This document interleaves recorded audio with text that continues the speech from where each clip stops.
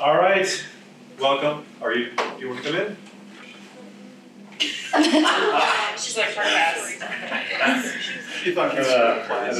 I did not look at it. Okay, welcome to the career.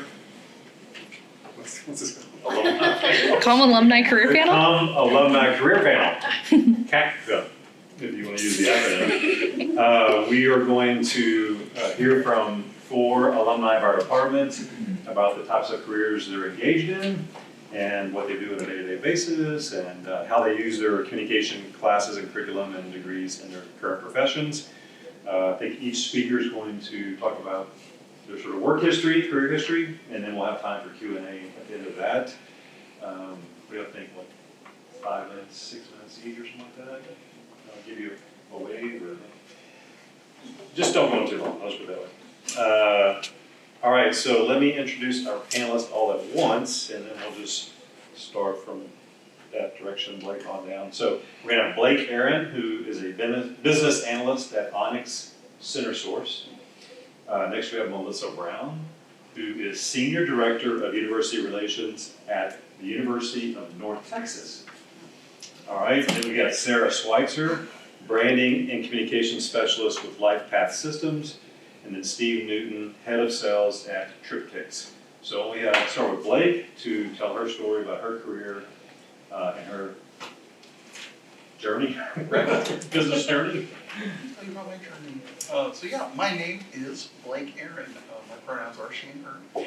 I'm a business analyst at a financial technology company called, as Dr. Brian Richardson said, Onyx CenterSource, located in Dallas. I got my bachelor's in comm studies here at UNT in 2010, and then my master's here, also in comm in 2012. And when I graduated in 2012, the economy was still not really recovered from the 2007 housing market crash, and the idea of entry-level positions had just become a thing of the past. Okay, there were only internships. Now it's still that way. So in 2013, I went to an internship fair that the UNT Career Center actually directed me to, and I met this guy who was the CEO of his own very small, like 20 people, little software company, and I took an internship to basically help them with the content on their website because they were doing a big product relaunch. And I hated marketing, okay?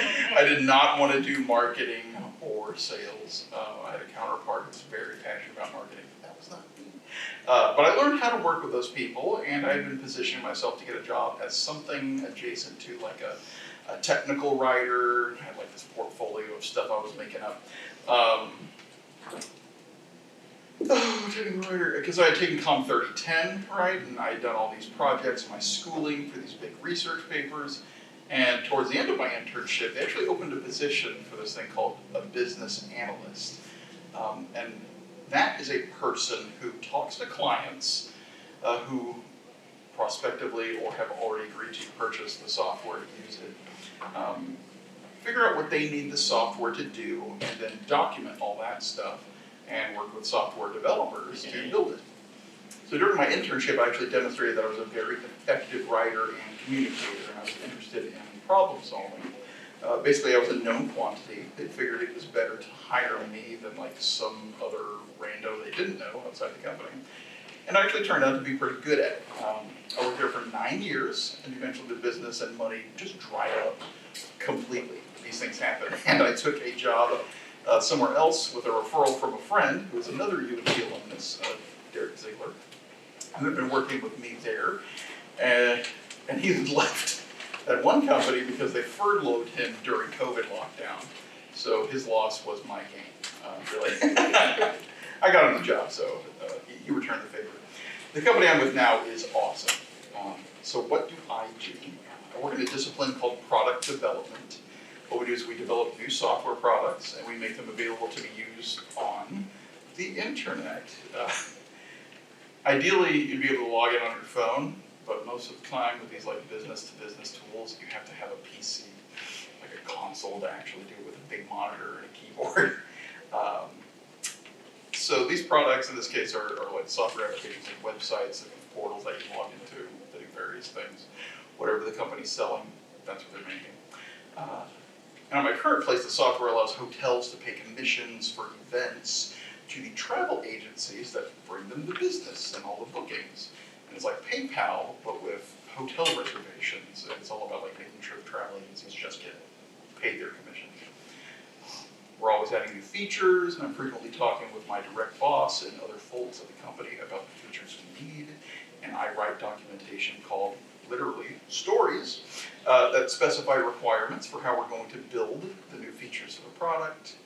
I organize activities with software developers who do all the coding, and they make it become a real thing. And then we give it to customers to use, and the company gets money when they use it. It's a nice business model.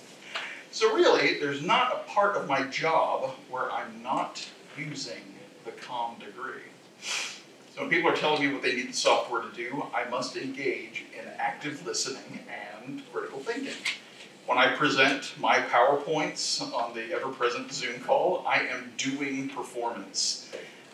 When I'm writing documentation for my software developers, I must remember that language is arbitrary and ambiguous. And I must write in a way that my audience, those developers, are going to best comprehend so that we can truly share that same understanding of the vision. When I'm coordinating with those software developers, that is, in fact, small group communication and it's organizational communication. When I am pitching solutions to my boss that I have designed and I want her to agree with me so that I don't have to get sent back to the drawing board, that is rhetoric. And when clients struggle to make clear what they need, I know from our friend Ferdinand de Saussure and semiology that the client will know what they want by what they don't want, and I can get there pretty quickly. So for anyone who wants a laptop job and to use their communication skills they have so finely honed here at UNT in Comm Studies to make software that will earn you a pretty decent salary, I actually highly recommend the career path of product development and taking an internship with the intent of snagging a position as a business analyst to get you started. Thanks. Thank you. All right.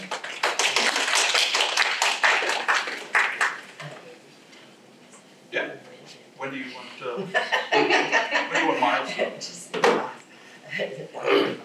Hi, my name is Melisa Brown, and I won't tell you the whole story because it's too long, but I did get my first degree here in the 1900s, and that would be 1993.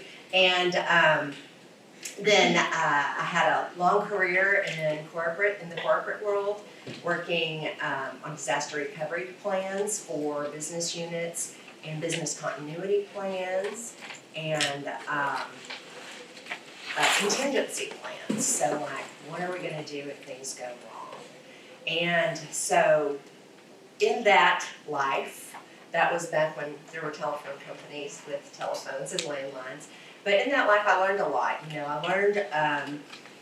learned there that using that all of my coursework in communication studies really came in handy. And I'm going to mention a couple of the same classes that Blake mentioned, but first I want to move forward to what I'm doing today. I started at the university in 2015, and I thought, well, I'm here, I might as well go to school. And so I decided to go back to communication studies, and I will tell you, Dr. Richardson, after our first meeting, thought he would never see me again, but he was wrong. And so I got my graduate degree here in 2020. So, but I will say today I am a public information officer for the university in the Department of Brand Strategy and Communications. So I issue official statements, I write news releases, I write stories for our alumni magazine. Most recently, I was responsible for the larger social media channels, but I now, that's part of my team that does that. And so it's our job to tell the story of the university and the experience that you get here. And some of the things that have come in super handy for this work, I will tell you, I will say just about everything that I learned in my comm studies degrees has helped me in some way. Just to talk about some of the same ones, storytelling. But listen, that's not just in my writing for stories or news releases or how I'm trying to demonstrate the experience at the university. That also comes in handy when I am trying to persuasion, people to see things my way, or why we should or shouldn't do something at the university level. 30-10 writing is a big deal, and I know in this day and age everybody's gotten used to writing everything, taking shortcuts as far as texts are concerned and all of that, but I'm telling you, Grammarly is your best friend, but I learned a lot in 30-10. Crisis and conflict, whether it is large or small, if you take one of those classes, it will really help you navigate conflict, navigate difficult conversations, and that can be scaled up or scaled down, however you need it to be. Performance, every day. Every day is a performance of some sort. And theory, because a lot of times when I'm thinking about something that people say to me, I think back to, there's a, Speaking into the Air is one of my favorite books, and talks about, where does communication lie? Does it lie with the sender or the receiver, or is it somewhere in between? And so when I have a conversation where there's obviously some kind of a miscommunication, I lean on those structures that I learned in comm studies so that I can try to figure out where the mishap happened. But I will tell you, I think that this is a degree that you can do anything with, and I'm not just saying that. I have, dedicated a lot of time and energy to learning this field, and I've used my skills that I've learned there in every single job I've ever had, and it's really helped me to develop my skills in the position that I have today, and so I'm super grateful for it, and I'm also happy to share anything else that you'd like, either after this or whatever. So, thanks for listening. 5 minutes. Perfect, exactly. Thank you. Way to go. Hi, I am Sarah Switzer. I graduated with my bachelor's in comm studies in December of 2015 with a minor in marketing. My story is kind of funny. Susan loves to tell it because I ended up in the comm department on accident. This might make you feel better about what just happened. I fell down the stairs at orientation in the Union before they tore it down and built this lovely building. And I was golf carted to all of my sessions, so that problem child that they train for, but they hope they're never gonna need. And Matt, the guy in the golf cart, who now works in philanthropy and I bump into at events, and I just go like this and hope he doesn't know who I am. He brought me to the wrong orientation session, but I didn't realize that because I was 18, and I walked in and Holly was talking about comms, and I was like, that sounds cool. I'll do that. And I did not expect it to be the way that it was. I didn't expect to meet my absolute best friends of all time here. It's a great department. So I knew that I wanted to do something that was going to help others, but I didn't quite know how I wanted to do that. Originally, I was supposed to be here to teach special ed. Oddly enough, I kind of ended up in a similar field, but when I was in my junior year, we had an issue with my schedule, and I said, I'll just do an internship that's 9 hours. It was an additional set of hours or something. So I copied and pasted my whole resume into the contact us box of every nonprofit in McKinney, because that's where I lived. And one of them called me at 4 in the morning, and they said, we really need a volunteer. We really need someone to do social media. Please don't say yes to anybody else until we have a chance to talk. Okay. And then that ended up being my job for my first 5 years out of college. I worked at a nonprofit that did food assistance and financial assistance for people in short-term unexpected crisis, like a job loss. I left in the beginning of the pandemic, so obviously that was a huge thing for our business.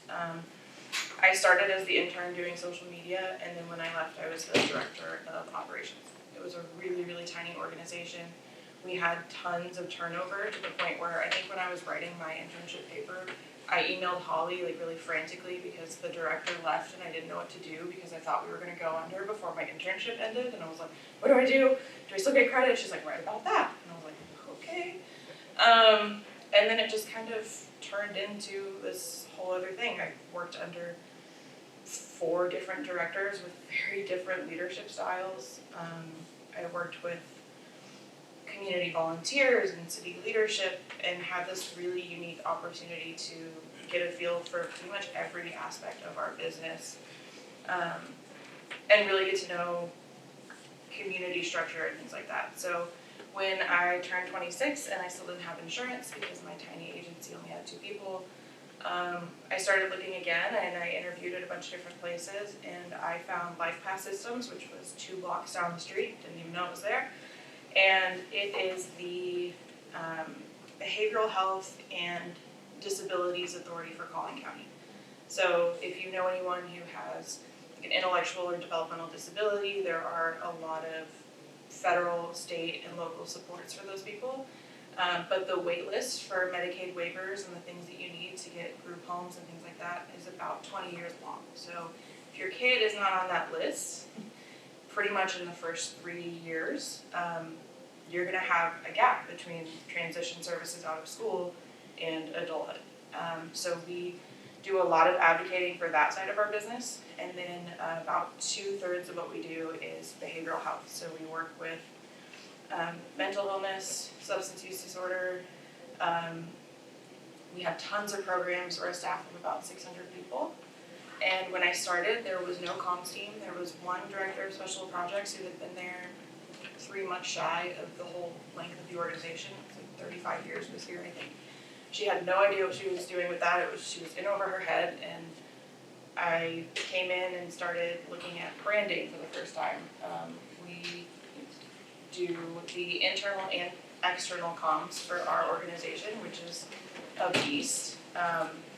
About a year into my job there, we hired a director of communications, and she is the coolest person I've ever worked with or for. She's the best boss ever. We have a pact that if she ever leaves, she has to take me with her, and vice versa. She's great, and she has been leading our team. We've got, project management systems. We use Monday.com, which is something that I had never used before, and we work on the social media, we do press releases as well, things like that. And most recently,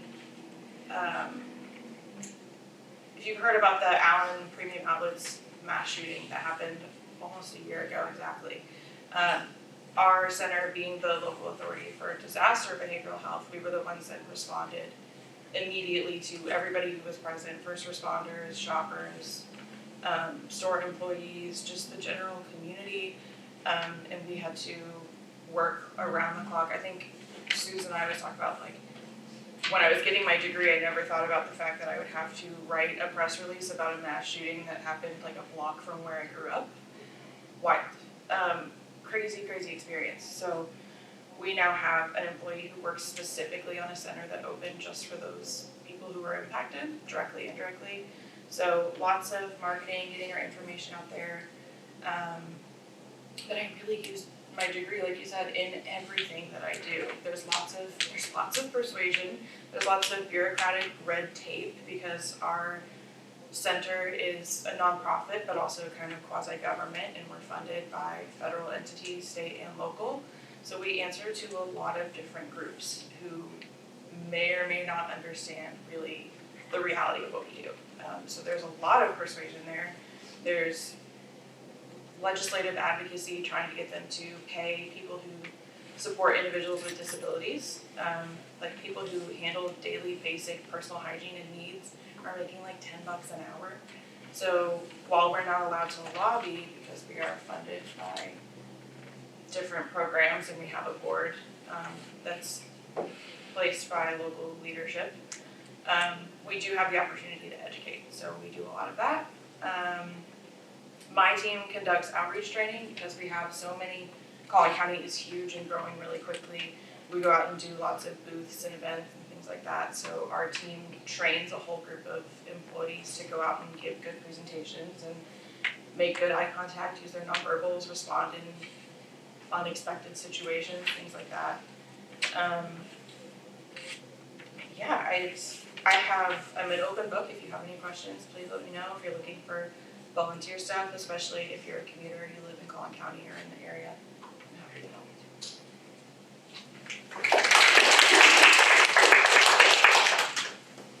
How'd you get the golf cart? Dude, I tore my meniscus freshman year and had to schlep myself from Maple to auditorium I had an building orientation on here. a I daily also, basis. can I just say that my roommate at orientation would not let me have the bottom bunk. So for 2 full days in Kerr, I had to have my best friend come and like hoist me into the top bunk because my roommate just would not budge, and it was the worst experience. Is Kerr still here? Hmm? Is Kerr Oh all? yeah. It's like a prison. Yeah. I also did my entire schedule on pain meds because that was all they could do to get me through. So I was running like 10 minutes back and forth across campus for like my whole first semester. It was like great. Your roommate was a sociopath. She was awful. I don't know what happened to her, but it was bad. No dad. I'm Steve Newton. I head up sales at a travel tech startup called Trip Kicks. And a bottle of prescription pills got me to where I am today. More on that in a second. I started as a freshman here because it was far away from home and close enough that I could still go back if I got homesick.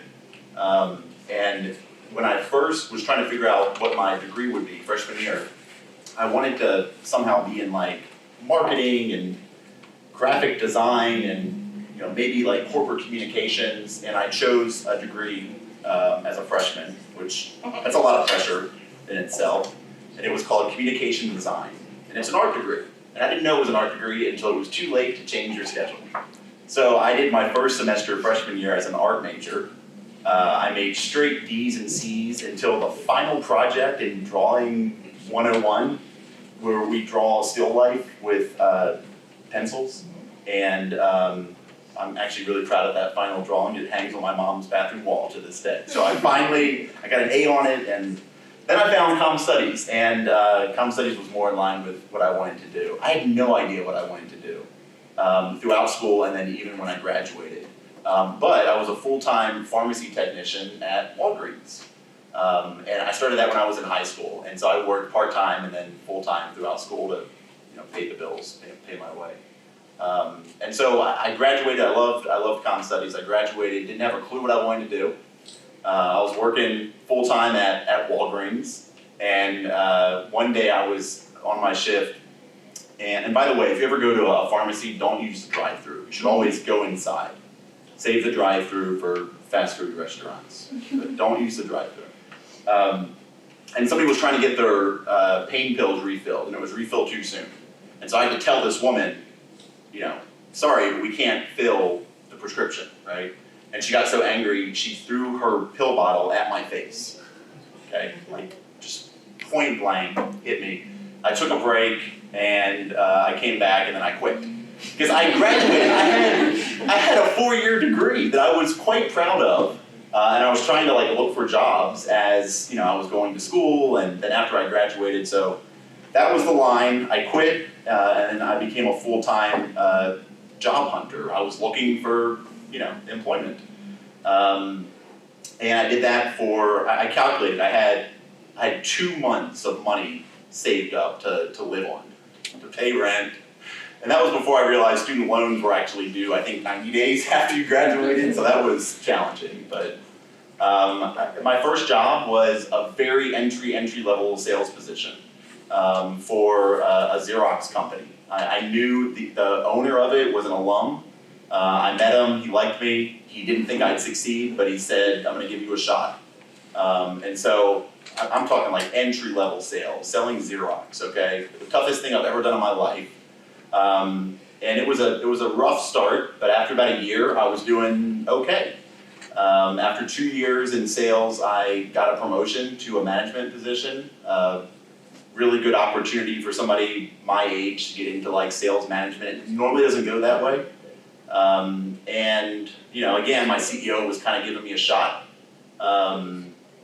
and I did okay. Our sales team became like the leading team in DFW, and I did that for like 2 or 3 years. And then a competitor came around and swooped me up, and I started managing a sales team at that IT company, and life was good, making good money, liked what I was doing. And I got to the point where I think I had 4 bosses at one point. For a while, I kind of reported straight to the CEO, and life was great. If you're in sales and you're selling and your team is selling, it's great, it's good. But when you're reporting to 4 different bosses and micromanagement starts, I started to lose passion in what I was doing. So a friend of mine knew a CEO who was looking for somebody to start sales at a startup, and I wasn't even looking for a job. But I met the team, I liked them a lot. I was employee number 3, and we now have 10 employees, and I've been there 5 years. And we're expanding our revenue and our sales throughout the world, working with Fortune 100 companies and closing new deals every month. So I love what I do. I never thought I'd be in sales, but it turns out that a communication studies degree is perfect for the sales profession. Is it still built upon interpersonal rhetoric and performance? Is that still kind of the 3? Yeah, so interpersonal, developing trust with a client that you're trying to secure. Rhetoric, of course, there's an element of persuasion. It's kind of a dark art word, I guess, but it's totally true, and it's a part of everything I do day to day with sales. And performance, so like we talked about the Zoom call, I mean, oh my God, yeah, every meeting is a performance, right?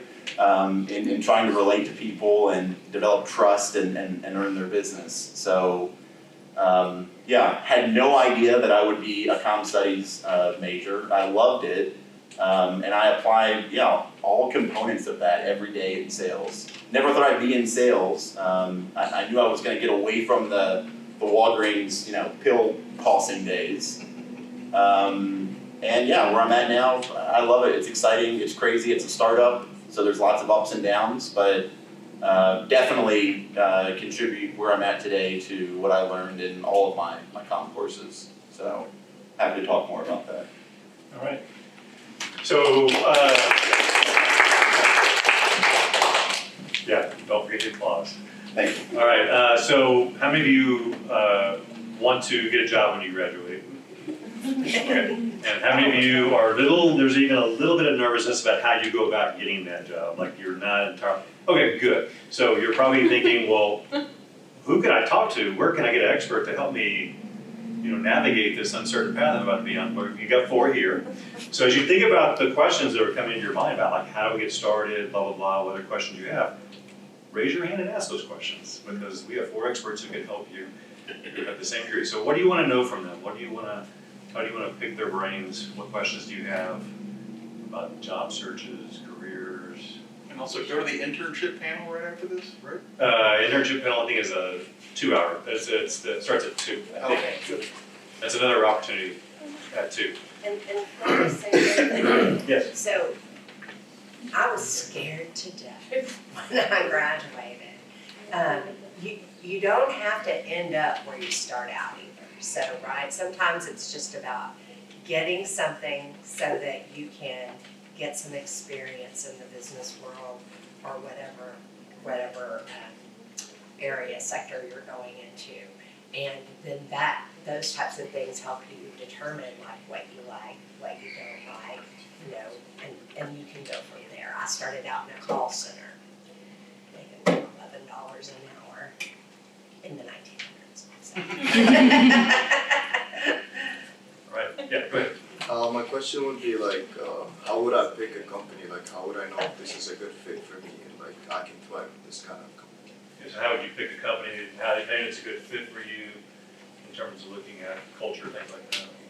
I think when you're interviewing, try to remember, and I know it's really intimidating to go into something, especially like your first big career interview, you're interviewing them just as much as they're interviewing you. Right. And I know that the whole job seeker landscape, it's very different right now than it was. I know COVID's done a lot to that. But you're interviewing them to find a good fit as well. If you have questions about the company culture, ask them. A good interviewer should be willing to talk to you about that stuff. I would also really keep an eye on things like Glassdoor, to look up your employers and see what their former and current employees have to say. Understand that some of those are gonna be disgruntled employees that go in and just bash the company, being the person now who handles those reviews. It's not always the most accurate picture, but usually if there's a common theme, you'll catch it. Definitely doing research, don't be afraid to try and connect with people like on LinkedIn or use your network in the university to get an idea of what it's like within that company. Anybody else? Yeah, you can't make a mistake, I don't think, with first job experience out of college. Like, so many companies, they're looking to see that you have a degree and you've done something with that degree, right? So I think part of my anxiety when I first graduated was that I had to find the right job, right?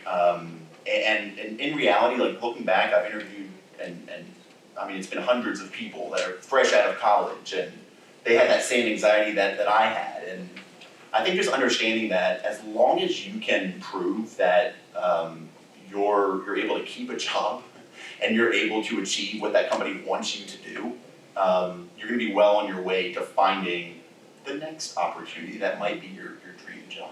So don't feel like you've gotta get it right, you've got this one shot, honestly. I would say don't overanalyze, get out there. I like this slogan, something to talk about, is that new? Reach out, talk to people. Like, if you see somebody, like the LinkedIn comment, find somebody with the position or similar to the one you're applying for and send them a note on LinkedIn. Hey, I'm interested in, submitting my application for this. I'd love to just get your thoughts on the day-to-day, or, is it a company that I should join? Or, if they don't respond to you, that might be a red flag. Find somebody who's gonna communicate back, but just don't be afraid to make a mistake. Because I'm gonna say your first job out of college, it's not gonna be a mistake. Yeah, good comment on that. Steve's totally right. Don't worry about the fit. Just don't worry, because you're either gonna read the Glassdoor reviews and you will agree with them, or you will not. And the only way to know is after you spend some time with that company. By the way, you have zero experience right now. And what they want to see for your first entry-level position is that you have some. And I'm not kidding when I tell you guys, you have to get an internship now. Do it before you graduate, because you don't want to be me, who had to eat shit and work for $12 an hour with a master's degree and a 4.0 at that. I had the award for like the best comms and the best graduate student of the year, whatever that means, right? But nobody cared about that. They just wanted to see that I had experience doing something relevant, which I did not. So take anything in a path that you are interested in. And what I will say is that the company that I worked for in terms of culture was cool. It was like 3 or 4 fabulous gay men who had founded the company. And they taught me how to do product the way they wanted me to do it, and they were totally cool with my gender transition when it came down to it. But they also had me doing the job of what is the equivalent of 6 people at where I'm at now. So I should have left them a long time before that, but the experience was so difficult to kind of forge me into this like pressure monster that everything is easy after that. So the place that I work now is awesome. And it's easy because I just went out and got experience somewhere. And honestly, I should have left it on sooner, but it's experience. Experience is experience. Well, yes, so, and I would say you can look to see on LinkedIn if there are other UNT alums that you can connect with to ask, because, usually you can get a really good read that way, but volunteer for things too whenever you get that first job, so that you can experience more than just what it is that you're doing when you're coming in, because that will really give you some insight as to what it's about outside of your daily work, right? So, these days I think it's important for where you're working to be aligned with your values and beliefs too, because there's nothing more miserable than going to a job that you hate, and I did that for 4 years. the Sunday scaries started at 10 a.m. on Sunday, and all I did was worry about, what lied in wait for me. What horrors were there. And, I don't do that now. I love coming here every day, and I don't have that anxiety about what are these people gonna do to me when I come in. So that kind of research is really important, and the networking with people, I can't say that enough, so. You're UNT proud. I am UNT proud. I do love this institution. All right, other questions? Next question? If I'm not, so I'm an integrative studies major, so communication studies is just one of my little three. So I guess that might put me below someone with a full communications degree. Okay, I was gonna say if degree is a degree. Yeah, Okay. exactly. Yeah. I just didn't know because it's not a full, it's not. What are your other two? Yeah, what are you integrated with? Addiction studies and when you said that I was like, oh. What was it, Steph? Addiction studies, Addiction. communication studies, and I had a teaching degree too, so teaching is my other. If you look, there a lot of the universities that are offering PhDs as their terminal degrees are now offering integrative studies PhDs, and that is because of the interdisciplinary manner in which we work. Unless you are an educator or a researcher who is beholden to a particular area, it's the skills that you integrate each day from all of your experiences that matter to employers, right? So you'll see more of that as we move forward, but I think that's a great spot to be too. Absolutely. I would say to somebody's, I think it's Blake's point, an internship is key there.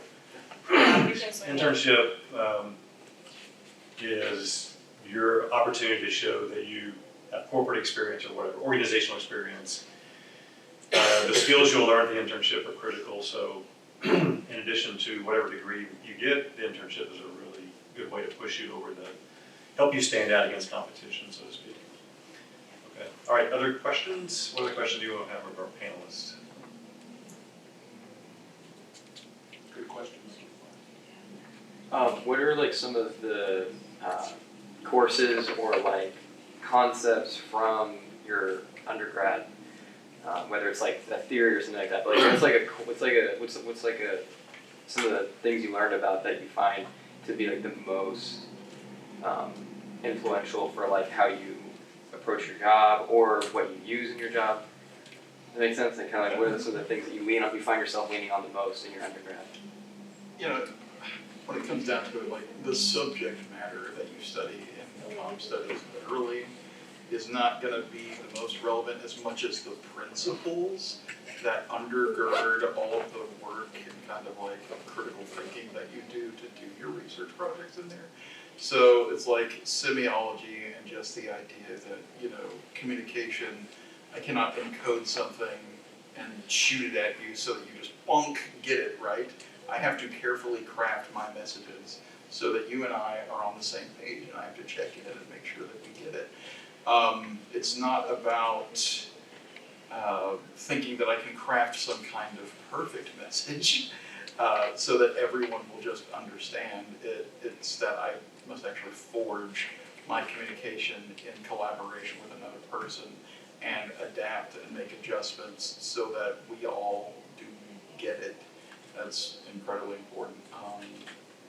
Taking a performance methods class or a storytelling class and just getting yourself acclimated to talking in front of a bunch of people to present something that you have prepared in advance is incredibly valuable experience, okay? You got computer programmer kids out there who are really good at coding and at math, but then they didn't have to do any presentations, so when they find themselves in the workplaces, they feel like a fish out of water when they actually do have to present something. And when you do present something, having the principles of rhetoric and just how to craft a good argument where you state your claim and you provide, supporting information so that you actually make sense, that's gonna be super important for talking to anybody and getting anything done in your job, and definitely defending yourself against your boss.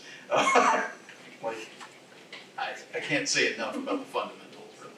I think there's some things too that you don't realize are gonna translate over into your career. Like I learned, like I said, I'm an open book, so I have ADHD, and I learned how to advocate for myself in a professional setting here, and that's something that I didn't really expect. Like I can establish boundaries with bosses for the first time in my teams and say, hey, look, I can do this, but I can't do that, or I can't do it this way. I need an accommodation, or we need to adapt this process. And a lot of times that streamlines things too. You're helping put different policies and procedures in place. I took gender comm with Suze, and I break out the gingerbread person like quarterly, because we have a DEI team, and there are some people on the team who have not been introduced to some concepts like this, and some staff. I mean, we're in Texas and it's 600 people. There are people who don't know a lot of these gender and sexuality concepts. I bring things like that into it. I think, the readings and the coursework and the papers are teaching you a lot, but you're gonna take the overall concepts to places that maybe you don't think of. Two things. Prove that you can go to a class every week and finish it. And point to a project that you were able to do and be able to talk about it, and why it was a success for you, right? So proving that you're able to follow through with 4 years of school is something. I'm sure there's lots of comm theories that I use on a daily basis, but I couldn't tell you what they're called. But just proving that you can do school is one. And then the second would be, and I think I learned this just by reading peer-reviewed articles, being able to learn something by reading about it, and also being able to kind of grapple to like opposing thoughts, right? So imagine like there's two people on your team and you're the mediator, and one has one view and one has the other. You've got to kind of go through maybe even like cognitive dissonance, things that you don't believe are correct, but you're going to be determined to learn about something, educate yourself, and figure out if maybe you were wrong. That I think is very valuable, like being able to look at a topic that you don't know about, learn about it, and then offer your opinions and your thoughts on it. I'd say is one of the most impactful things that comes from a college degree that is used daily. That makes sense. I would say small group communications and working on those group projects that you love so much. I used to do the same thing as you may do, and why do I have to work with these 5 other people? But I will tell you, it's something that you do on a daily basis in almost any position that you have, not all of them, but most. And people perform at different levels, and it's the same. And so that's what, that lesson in group comms is about, really. It's so that you can, when you get into a position in an organization, you can navigate things that are difficult and things that work well. So, What was the whole storming, norming, Performing. Oh my God, I mean, that is group dynamics, Whoa. weekly with my team, like a startup, we all hate each other, but we love each other, right? And there's all these different views, and you've got to navigate that and be able to, I should have said that, small group communication is it's huge, Absolutely. Performing. Performing, oh, Storming, norming, performing as in a journey. yeah, I haven't taught small group in a while. yeah. That's Wow, look at that, I remembered that. That's impressive. Okay, other questions? You talked a little bit about how you were an honor student and everything and everything like that. That's something I put a lot of pressure on myself with. How you talked about they don't care. How much of that translates once you're done with your degree? So, you being a 4.0 student in high school got you here. Right. Nobody cares out here. The best thing that you can do in your university experience is, as Steve has said, show up every day. integrate well with the people around you, it's actually a little okay to let your grades slide more than you would want to if you invest yourself in the networking. Do we know what networking actually is? It's a term that used to make me vomit, because when you are a university student, it's a crapshoot because everybody's going to go and get different jobs every which way. But your first job is either going to be from an internship with a corporation that you've had no experience with yet, or it's going to be because a friend got something. So if you are isolating yourself at your university for the purpose of getting top-notch grades, that is squandering the hidden secret reason you were actually here, which is to forge those connections that are going to pull you up, and create those opportunities for you later. So I would say, like, I was like a 4.0 student in my undergrad. I didn't have a job at the time, and I was nerding out hardcore over my stuff, and I did the extracurriculars too. So I wouldn't have traded the extracurriculars for anything. Those were the best. Like, all of the great experiences and stories that I have are actually from those. Ultimately more important than the grades. It wouldn't have mattered if I had gotten B's in a few classes, but I had taken the lessons that I learned from those classes before. And my employers would not have cared one iota about that at all. I think you know, if you're gonna be an engineer, our bridges need to not collapse. Right, so I don't know anything about that, and I would assume good grades correlates to good bridges. But I could not agree with Blake more, like, especially looking at a resume of somebody that I'm interviewing, you know, in my profession, in sales, or in, if you wanna look at it as like marketing or even communications, like, I care more about the fact that you can talk with people, you can have a conversation, you can network, I think is key, than seeing the 4.0. So, you know, don't neglect your studies, but, you know, it's not the most important thing if you're looking to impress somebody to get a job. You know, if you wanna go to grad school. That's okay. I will say that I did not leave here with the best grades, and I think it's hilarious because I'm really close with Sue's, and I think I almost failed her class, but it was like the most interesting, the most I learned, the most transformative semester for me, and I truly did horrible. Like, I was on academic probation for a scholarship because I had a bad breakup, and it was like soul crushing. And I didn't go to class. I dealt with a lot of personal stuff, and then, you know, my GPA wasn't amazing, but I learned a ton about myself. If you are, I mean, try to succeed and try to do your absolute best, but if you're learning things about yourself as well, that's still valuable. And don't, you know, strive for that absolute best gold star, A++, if it is gonna sacrifice your mental health. And also, this is like my big soapbox every time I come here, use the resources that are free and available to you while you can. I cannot talk enough about the therapy program at UNT. If you are struggling with anything, use that resource while you have it, because it is hugely beneficial. And it's expensive. It's so expensive. I think we're at our time. Can we give a round of applause? I'm supposed to thank you for attending. I'm supposed to tell you that